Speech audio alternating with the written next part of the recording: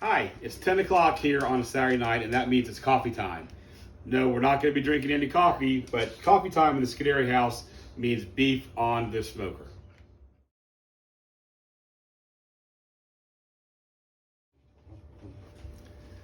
All right, so tonight we're going to be doing an overnight smoke, and we're going to be doing brisket. This is what everyone kind of strives for when they're trying to do barbecue. This is kind of the coup de grace, so to speak, probably next to maybe whole hog. And since we're not going to be doing any of that kind of stuff here, this is what we're going to do. So a brisket is made up of two cuts, and you can see right here you have a big line of fat, and that's going to separate what's called the flat from the point. Okay, and so when we smoke this, what we're looking for is to get this part of it, which is the biggest part, up to temperature, which is going to be the juiciest and the best cuts. This part right here is going to wind up getting a little bit drier than what we want, but we're still going to slice it up, and we're going to chop that up, and we're going to save that, and we're going to do things like brisket chili, or we're going to add that to things like maybe a Brunswick stew, okay? So we're definitely going to keep it. We're definitely not going to get rid of it. So tonight we're going to be doing what is called our coffee time rub, which is a coffee-based rub. There's some brown sugar, there's some salt, and there's also some thyme, hence the name coffee time. That gives it a nice little herbal flair that goes great with beef. So we're going to get this all seasoned up, and then we're going to get onto the smoker. I'm not going to be using a binder tonight. You could use binders if you want to, but on beef, I really just don't like using it. There's enough natural moisture in the meat that's going to help the rub adhere to it. So what we're also going to do is get this rubbed up. I've just got some that I've already got prepped up in a bowl here tonight.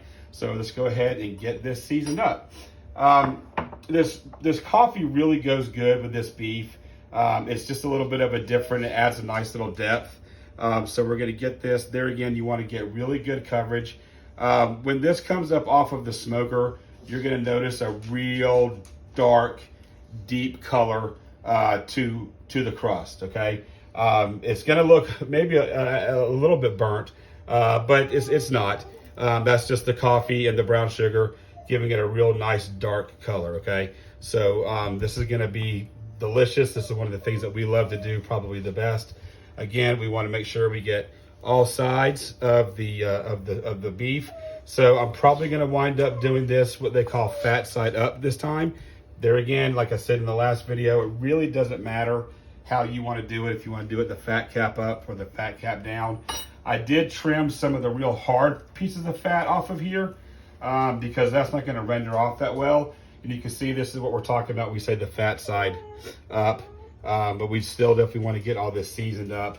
This is going to help really keep this the meat juicy and kind of keep it lubricated, so to speak. So that way it stays nice and moist. This is going to be a pretty long smoke. That's why we're doing it overnight. This is about a 12-pound brisket. Before I trimmed it, I probably only trimmed maybe a pound or a pound and a half of fat off of here. So it's still a pretty big guy. We're probably looking at about an hour and a half per pound. That's why we do an overnight smoke with this. So we can anticipate probably about an 18-hour smoke, give or take. So I know it's a long time, but you do this really nice and slow, so that way everything, all the juice stays inside of it, and it just becomes super tender, and it's just going to be phenomenal. So we're going to go ahead and get this on the smoker. We're probably not going to do any outside shots tonight because, like I said, it's dark. So we're going to go ahead and get this going, and we will see you in the morning to check on it.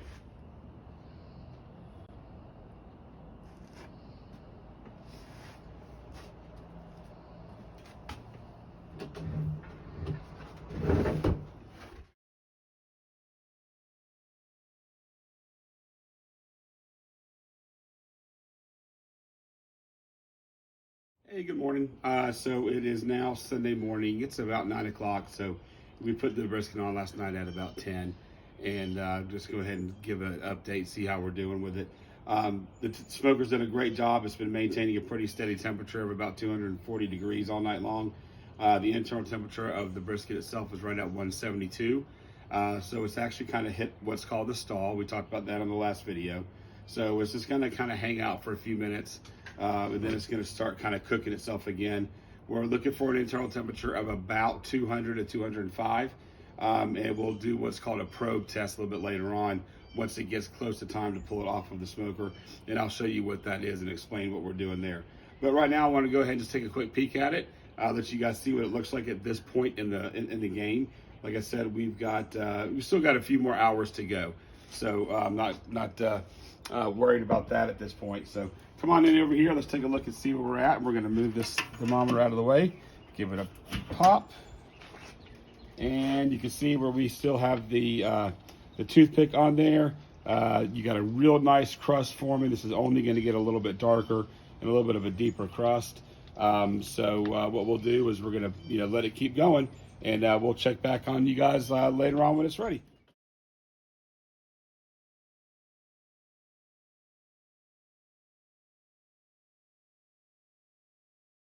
All right, guys, now we're back. We're actually at the end of the smoke. This is done. We started at about 10 o'clock last night. It's probably close to 5 today, so we looked at about a 17-hour smoke, which is kind of what I was anticipating at this size. And so now what we want to do is we want to show you what is called probe tender.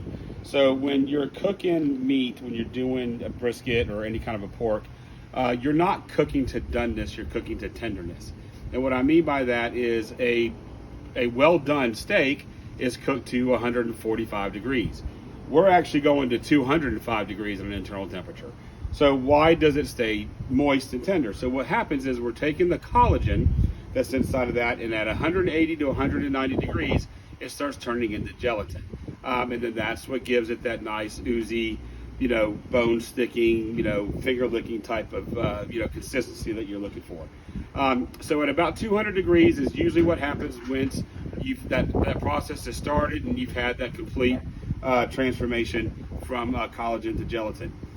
As it cools down, that is going to turn back into collagen. That's why if you ever have like pot roast or you ever have beef tips that you've cooked in the slow cooker, they get real hard in the refrigerator again because it's just reconverted.